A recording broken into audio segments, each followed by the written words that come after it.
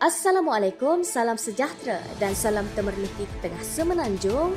Anda bersama saya Nur Ali Izzati dalam Mingguan Temerloh minggu ke-29, 25 Februari 2022 yang bakal membawa anda menyusuri layar informasi di sekitar daerah Temerloh, negeri Pahang serta nasional. Teruskan bersama kami. Kebawah Duli Yang Maha Mulia Seri Paduka Baginda Yang di-Pertuan Agong dan Kebawah Duli Yang Maha Mulia Seri Paduka Baginda Raja Permaisuri Agong menzahirkan ucapan tahniah kepada pasukan badminton lelaki kebangsaan atas kejayaan menjuarai kejohanan badminton berpasukan Asia BATC 2022.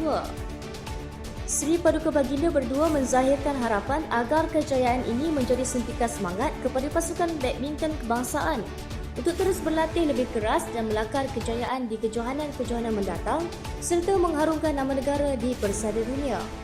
Kejohanan 2 tahunan ini juga merupakan pentas kelayakan bagi siangan Piala Thomas dan Uber, di mana 4 pasukan terbaik akan layak ke acara berpasukan itu pada Mei depan.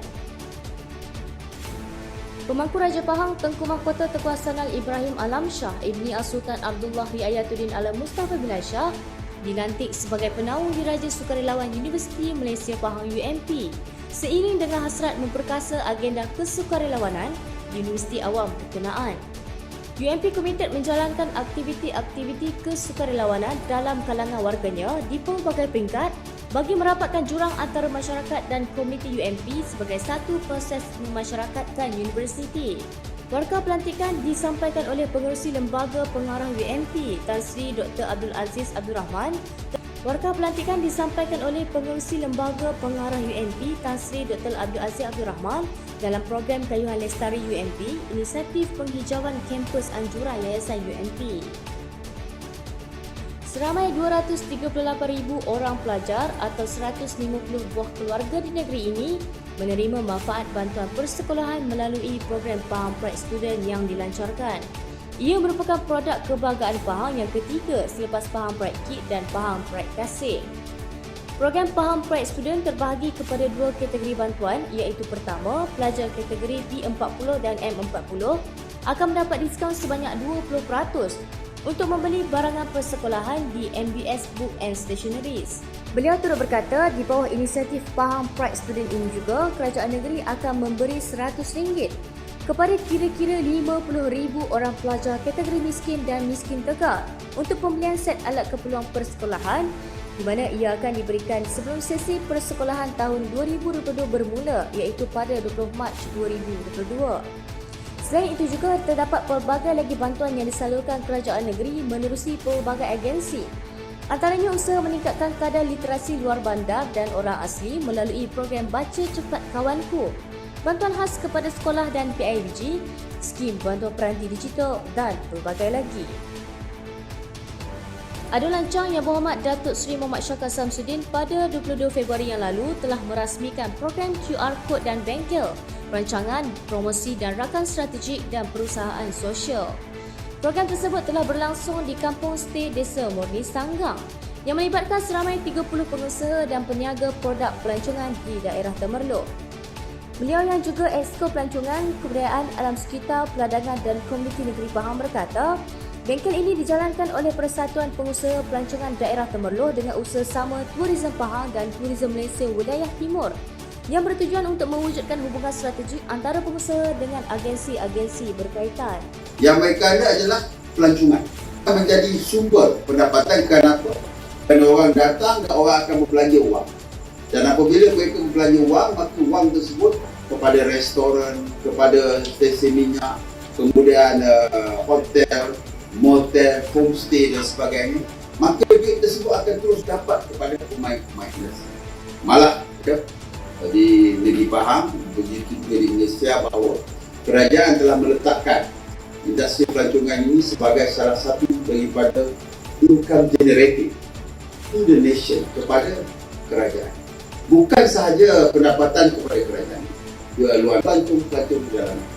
Sebagai contoh di Temerloh, kalau kita lihat bahawa pada hari hujung minggu kita untuk datang ke Temerloh. Persatuan Pengusaha Pelancongan Daerah Temerloh telah mengambil inisiatif dengan membangunkan laman sesawang www www.temerlohunlimited.com yang menjadi laman sesama utama bagi pengumpul maklumat serta carian pengusaha dan peniaga di Temerloh. Semoga industri pelancongan di Temerloh berkembang lebih pesat di masa akan datang. Adun Kuala Semantan Yang Berhormat Datuk Nur Azmi Matludin pada 21 Februari yang lalu telah turun padang menyantuni penghuni dan peniaga flat LKNP Jalan Sultan Ahmad Shah di Temerloh. Beliau yang turun bersama pasukan dari Alam Flora dan Bomba telah mengadakan gotong royong membersihkan kawasan kediaman flat berkenaan setelah sekian lama tertangguh akibat pandemik COVID-19. Beliau turut berpuas hati dengan keadaan setelah kerja-kerja pembersihan dilakukan dan berharap penghuni dan peniaga di flat ini dapat bersama-sama menjaga kebersihan selain turut berterima kasih kepada pihak terlibat membantu merealisasikan usaha ini. Hasrat kanak-kanak pengidap penyakit juvenil hyaline fibromatosis Muhammad Akil Akmanuddin 4 tahun untuk menyaksikan kereta lumba kawalan jauh akhirnya kesampaian apabila ditemani bapanya menyaksikan pertunjukan permainan itu di dataran Temerloh. Kanak-kanak orang kurang upaya OKU itu disahkan oleh Doktor Hospital Sultan Haji Ahmad Shah Hosas mengalami perubahan fizikal bahagian jari tangan, kaki membengkok ketika usia bayi dan tulang mengeras serta kejang pada usia 6 bulan dan menderita ketumbuhan di bahagian mulut. Kanak-kanak tersebut diberikan peluang melihat dan menyentuh kereta kawalan jauh serta menyaksikan acara perlumbaan yang dikendalikan oleh Kelab RC Temerloh. Tahukah anda terdapat kewujudan Pusat Pemuliharaan Harimau Kebangsaan NTCC dijangka menjadi satu lagi destinasi dan tarikan baharu di negara ini sekaligus membantu merancangkan pelancongan dalam negara.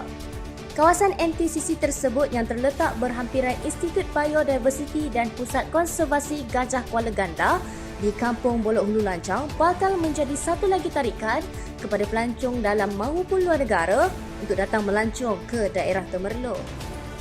Selain itu juga, ianya juga berhampiran Deerland Park yang juga menjadi salah satu tarikan kepada pelancong untuk datang ke daerah ini khususnya di Lancang.